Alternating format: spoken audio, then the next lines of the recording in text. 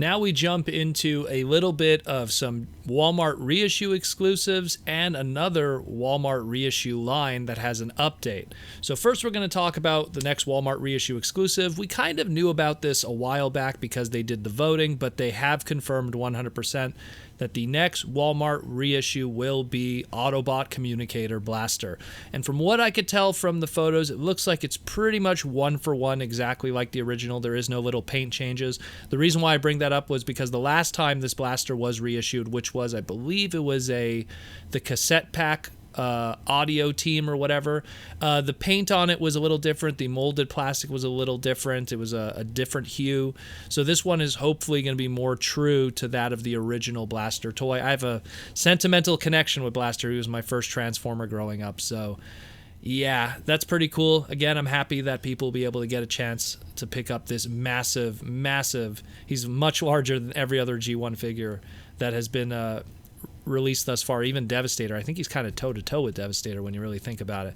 But yeah, awesome figure, definitely pick it up. But let's talk about the other Walmart exclusive kind of thing, and that's the R.E.D line, the robot enhanced design line. So we already knew about Optimus, we already knew about Megatron, we discussed the leaks that were going online due to a whole bunch of listing leakings from Walmart listings. They confirm now something that we already knew. So we talked about how we read that there's going to be a Prime Arcee and a Beast Wars Cheetor, and they said, yep, it is confirmed.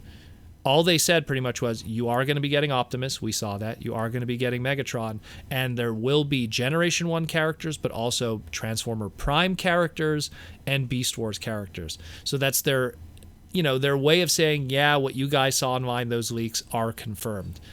Does it mean that we'll be getting more of those characters? We don't know. I said in the previous segment, if you count what we have thus far and the Soundwave that I'm about to talk about, you pretty much have a full case assortment. So it looks like that's what it's going to be at the time being, in the sense that we have Optimus, Megatron, Bumblebee, Soundwave, 4 G1s, and then we have Prime Arcee and Beast Wars Cheetor, case of 6. So that's probably how it's going to be initially. That's the same way how Marvel Legends and the Star Wars Black Series do their stuff for their 6-inch line. It's always a case of 6 figures, so it makes sense. So our first wave, we pretty much know. And they finally gave us a good look at what Soundwave is going to look like. I mean, there's no shock in terms of design. He looks very well, but Soundwave always had a very basic kind of design, so it's not very hard to mess it up. He will be having an opening chest. He will be having a little cassette that comes out of that. It looks like it's going to be Laserbeak. Obviously not transformable. We don't have a transformed Laserbeak accessory, just the cassette itself. He has the multiple hands, 4 different hands, one of them to be pushing down the button. He's going to come with both his shoulder cannon and his other shoulder cannon that becomes his gun, which made the batteries in the back of him, although that probably won't be a maintained gimmick, for simplicity's sake.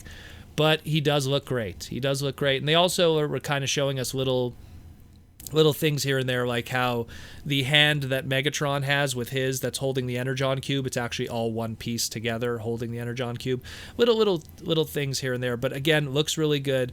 And again, 100% now confirms that listing of Transformers Prime Arcee and Cheetor are probably 100% legitimate now. Now it's just a matter of how those guys look, and it gives us more hope with this line moving forward, because it means that we can see other Beast Wars characters hopefully in the future, or other Transformer Prime characters with a more, again, I said, the Transformer Prime toys more or less hit it out of the park in terms of how they looked on the TV screen to the toy, but Beast Wars, hey, we could finally get like a Pterosaur. I keep pushing for that Pterosaur, but or just another weird way to get Ravage X9 or something. Some of those more obscure characters, or even Transmutate. And like I said, if it's anything like Marvel Legends, what if they introduce a Build-A-Figure thing? We already got Build-A-Figures with the Deluxe Cyberverse line with McAdams.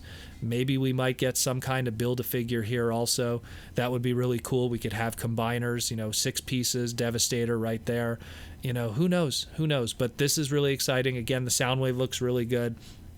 I'm still a little skeptical about the $20 price tag per unit. I know it's pretty standard, but it's just, I feel that we've kind of come a long way in terms of like what $20 could get us. And I know that because it's the Marvel Legends and Black Series stuff, this isn't probably going to be made in the Vietnam factories. These are probably going to be made in the China factories like the Marvel Legends and Black Series, and because of that, it's going to be more expensive to manufacture. Vietnam's for the more cheaper product. As much as you don't want to insult Transformers, a lot of Transformer product is made in Vietnam because it's cheaper to manufacture, price per unit.